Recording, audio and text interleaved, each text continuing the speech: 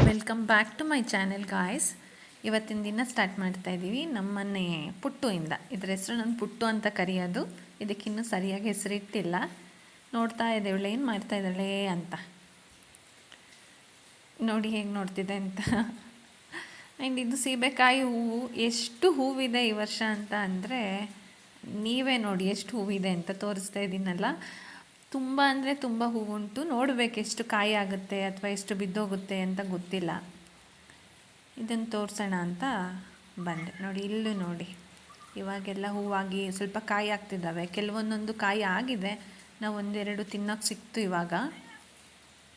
And ಇದು ಅಮ್ಮ ಏನೋ ಟೊಮೆಟೊ ಬೀಜಗಳನ್ನು ಬಿತ್ತಿದ್ದಾರೆ. ಇದರಲ್ಲಿ ದೊಡ್ಡದಾದಮೇಲೆ ತೊಗೊಂಡೋಗ್ಬಿಟ್ಟು ನೆಡ್ತಾರೆ ಬೇರೆ ಕಡೆಗೆ. ಇದು ನನ್ನ ಗಾಂಧಾರಿ ಮೆಣಸು ಅಂತ ನಾವು ಹೇಳ್ತೀವಿ. ತುಂಬ ಅಂದರೆ ತುಂಬ ಖಾರ ಇರುತ್ತೆ. ಕೆಲವೊಂದು ಸರಿ ನಾವು ಯೂಸ್ ಮಾಡ್ತೀವಿ, ಒಳ್ಳೇದಿದು ಹೆಲ್ತಿಗೆ ಅಂತ. ನೋಡಿ ಇದ್ರ ಮಧ್ಯ ನಮ್ಮ ಪುಟ್ಟು ಬಂದ ಎಲ್ಲಿಂದನೋ ಓಡಾಡಿಕೊಂಡು. ಇಲ್ಲಿ ಅಮ್ಮ ಗಿಡಗಳನ್ನ ನೆಡ್ತಾ ಇದ್ದಾರೆ. ನಮ್ಮಮ್ಮನಿಗೆ ಹೂವಿನ ಗಿಡ ಅಂದರೆ ತುಂಬ ಇಷ್ಟ. ಎಲ್ಲಾದರೂ ಹೋದಾಗ ಫಸ್ಟ್ ನೋಡೋದೇ ಏನಾದರೂ ತೊಗೊಂಬರೋಕ್ಕೆ ಹೂವಿನ ಗಿಡನೇ. ಹಾಗೆ ನಾವು ಇದನ್ನು ತೊಗೊಂಬಂದಿದ್ವಿ. ಕೆಲವೊಂದು ಹೂವಿಂದು ಬೀಜಗಳನ್ನ ತೊಗೊಂಬಂದಿದ್ವಿ.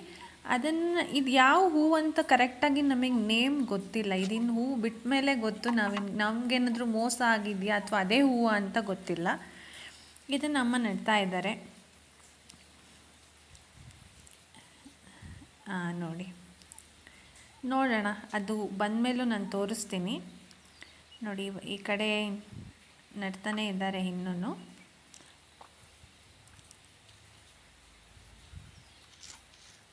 ಈ ಹೂವಿನ ಹೆಸರು ನಿಮಗೆ ಗೊತ್ತಿದ್ದರೆ ಕಮೆಂಟ್ ಮಾಡಿ ತಿಳಿಸಿ.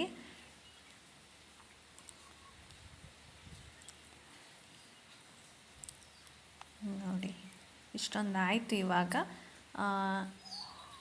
ಇಷ್ಟು ನೆಟ್ಟಿದ್ದಾರೆ. ಇವಾಗ ನೆಕ್ಸ್ಟು ಈ ಕಡೆನೂ ನೆಡ್ತಾ ಇದ್ದಾರೆ. ಮನೆ ಹತ್ತಿರ ಹೂವಿದ್ರೆ ತುಂಬಾ ಇಷ್ಟ ಆಗುತ್ತೆ. ಇವಾಗೆಲ್ಲ ಆಯಿತು ಆಲ್ಮೋಸ್ಟು. ಇನ್ನೇನು ಸ್ವಲ್ಪ ಉಳಿದಿದೆ, ಅದನ್ನು ನೆಡ್ತಾ ಇದ್ದಾರೆ.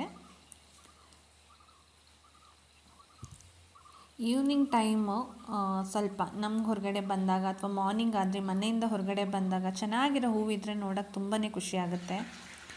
ಇದು ನೋಡಿ ಪುನಃ ಮಳೆ ಬರೋದ್ರಿಂದ ನಾನು ನಮ್ಮ ಮನೇಲಿರೋ ವಿಳ್ಯದೆಲೆ ಬಳ್ಳಿ ತೋರಿಸ್ತಾ ಇದ್ದೀನಿ. ಹಾಗೆ ಅಲ್ಲೇ ಬಾಳೆ ಗಿಡ ಎಲ್ಲ ಇದೆ. ನೋಡಿ ಯಾವ ಥರ ಮಳೆ ಬರ್ತಾ ಇದೆ ಅಂತ. ಹಾಗೆ ಇದು ನೋಡಿ ಗಿಡಗಳೆಲ್ಲ ಹೇಗಾಗಿದ್ದಾವೆ, ಮಳೆ ಬಂದು ಸ್ವಲ್ಪ ಕಾಡು ಬಳ್ಳಿಗಳು ಕೂಡ ಬಂದಿದ್ದಾವೆ. ಸೊ ಮಳೆ ನಿಲ್ತು. ಡೇಲಿಯಾ ಹೂವು, ಹಾಗೆ ದಾಸವಾಳ. ನಮ್ಮ ಮನೇಲಿ ಒಂದು 10-12 ಕಲರು ದಾಸವಾಳ ಇದ್ದಾವೆ. ಎವ್ರಿಡೇ ನಾವೇನು ಪೂಜೆ ಮಾಡಬೇಕಾದ್ರೆ ಇದೇ ದಾಸವಾಳನ ನಾವು ಕುಯ್ದು ಪೂಜೆ ಮಾಡ್ತೀವಿ. ತುಂಬ ಹೂವು ಇದ್ದಷ್ಟು ನಮಗೆ ಪೂಜೆ ಮಾಡೋಕ್ಕೆ ಇಷ್ಟ ಆಗುತ್ತೆ. ನೋಡಿ ಇದು ರೆಡ್ ದಾಸವಾಳ. ಇದನ್ನು ಹೊರಗಡೆಯಿಂದ ತೊಗೊಂಬಂದಿದ್ದು.